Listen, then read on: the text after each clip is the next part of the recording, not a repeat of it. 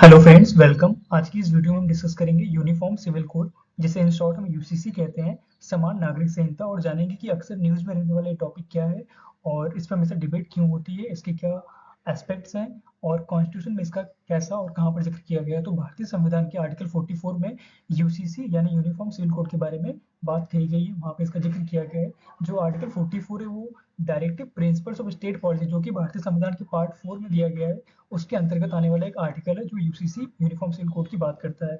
अब जानते हैं यूनिफॉर्म सिविल कोड के बारे में भारतीय संविधान में क्या लिखा गया है। तो वहाँ लिखा गया है, the state shall endeavour to secure for the citizens uniform civil code throughout the territory of India. जो राज्य है, सरकार है, उसका ये प्रयास रहेगा, वो प्रयास करेगी कि भारतीय जितना भारत का टेरिटोरियल रीजन है उसमें सिटीजन्स के लिए यूनिफॉर्म सिविल कोड प्रिपेयर किया जाए, लाया जाए, लागू किया जाए। ये एक तरह का डायरेक्टिव है to the government to implement or to execute uniform civil code throughout the territory of India। तो जो directive principles of state policy है वो एक नॉन जस्टिसेबल नेचर का पार्ट है इंडियन कॉन्स्टिट्यूशन में, इसलिए उसके अंतर्गत जो आर्टिकल्स आते हैं वो भी नॉन जस्टिसेबल होते हैं, मतलब कि वो बाइंडिंग नहीं होते हैं, ना तो सरकार पर ना ही सिटीजन्स उसको फॉलो या इम्प्लीमेंट कराने के लिए कोर्ट जा सकते हैं, ना सरकार उसके लिए बाध्य है। वो एक तरह से डायरेक्टिव्स का काम करते हैं। तो इसी वजह से जो आर्टिकल 44 है जो यूनिफॉर्म सिविल कोड की बात करता है वो भी नॉन जस्टिसेबल नेचर के अंतर्गत आता है। तो ये है जो संविधान में कहा गया। लेकिन एक्चुअल में यूसीसी होता क्या है, तो ये समझते हैं। The UCC means uniform civil code, समान नागरिक संहिता, refers to proposed code of law. अगर इंडिया के रेफरेंस में हम बात करें तो ये प्रपोज्ड कोड ऑफ लॉ है, जो कि अभी तक एग्जीक्यूशन में नहीं है, अभी तक ये इनैक्ट नहीं किया गया। ये एक तरह का प्रपोजल है, प्रपोज्ड कोड ऑफ लॉ है, that aims to govern personal matters such as marriage, divorce, inheritance and adoption in uniform manner for all citizens of India regardless of their religious और कल्चरल बैकग्राउंड।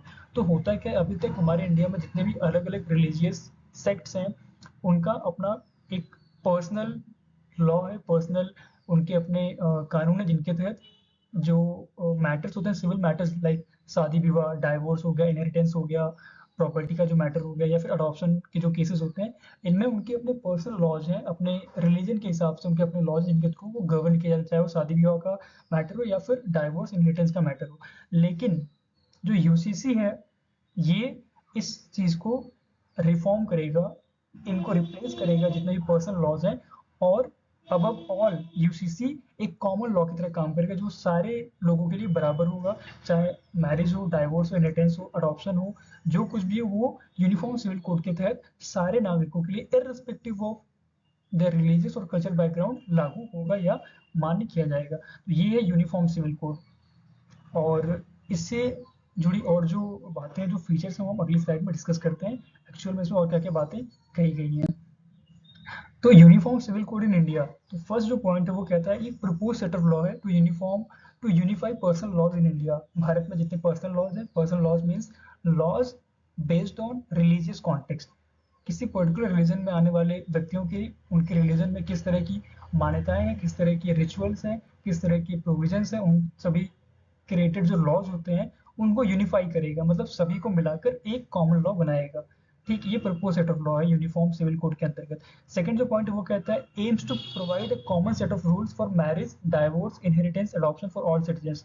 चाहे marriage हो, चाहे divorce की बात हो, चाहे inheritance means जो property का लाइक माता पिता से उनके बच्चों में जो प्रॉपर्टी का ट्रांसफर होता है, इनहेरिटेंस, अडॉप्शन जो होता है, बच्चों को जो गोद लेते हैं, इन सभी के लिए एक कॉमन सेट ऑफ रूल बनाया जाएगा। जो थर्ड पॉइंट वो कहता है currently personal laws very based on religious context में डिस्कस किया कि सभी रिलीजन्स के लिए उनके रिलीजियस कॉन्टेक्स्ट के हिसाब से अपने अलग अलग पर्सनल लॉज हैं, अभी तक वो वेरी करते हैं, सबके अपने डिफरेंट डिफरेंट हैं। Article 44 of the Indian constitution calls for the implementation of UCC. और जो यूसीसी का जिक्र होता है, जो डिबेट होती है, जो बात निकल कर आती है, वो कहाँ से आती है, वो आती है भारतीय संविधान के अनुच्छेद 44 से, जो कि directive principles of state policy के अंतर्गत आने वाला एक आर्टिकल है।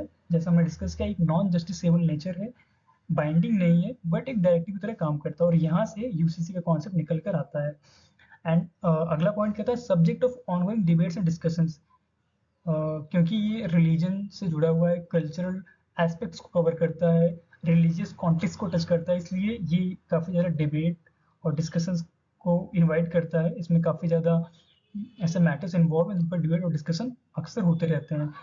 और अब जानते हैं इनके सपोर्टर्स क्या आर्ग्यू करते हैं, उनके क्या आर्गुमेंट्स हैं। सपोर्टर्स कहते हैं कि it promotes gender equality and eliminates discrimination. Supporters का कहना है कि यूसीसी अगर आता है या लाया जाता है या ये जो है ये जेंडर इक्वालिटी को प्रमोट करता है। बिकॉज हमने देखा है कि अलग अलग रिलीजियस सेगमेंट्स में जो लेडीज़ हैं, विमेन हैं, उनका काफ़ी ज़्यादा एक्सप्लॉइटेशन होता आ रहा है, किया गया है। तो कहीं ना कहीं अगर ये आता है तो जेंडर इक्वालिटी को प्रमोट किया जाएगा, महिला पुरुष दोनों को बराबर अधिकार मिलेंगे और डिस्क्रिमिनेशन को भी ये कम करेगा, ऐसा सपोर्टर्स का मानना है। बिकॉज ये यूनिफॉर्मिटी लाएगा और सभी को बराबर उनके जो इक्वल राइट्स अपॉर्चुनिटीज वो प्रोवाइड कराएगा। और जो क्रिटिक्स हैं उनका क्या कहना है, जो इसके अगेंस्ट में है उनका क्या कहना है, वो कहते हैं कि ये critics express concerns about potential infringement of religious freedom and cultural diversity। critics का ये कहना है कि ये अगर आएगा तो जो कल्चरल डाइवर्सिटी देखने को मिलती है कंट्री में, अपने अपने रिलीजन के अकॉर्डिंग जो आपको फ्रीडम दी गई है, आप अपने रिलीजन को प्रीच करो, प्रोपेगेट करो, फॉलो करो, उसमें दिए गए आपके जो प्रोविजन उसको आप फॉलो करो, उसको कहीं ना कहीं इन्फ्रिंज करेगा, उसको कहीं ना कहीं ये प्रोहिबिट करेगा, उसको रोकेगा, तोड़ेगा। ये क्रिटिक्स का कहना है कि ये जो डाइवर्सिटी देखने को मिलती है रिलीजियस कल्चर, उसको ये बिल्कुल प्रोहिबिट कर देगा और यूनिफॉर्मिटी ला देगा। तो ये डाइवर्सिटी देखने को नहीं मिलेगी, ये क्रिटिक्स का कहना है। तो इस तरह के सपोर्टर्स और क्रिटिक्स का ये यहाँ पे अपने अपने व्यूज हैं।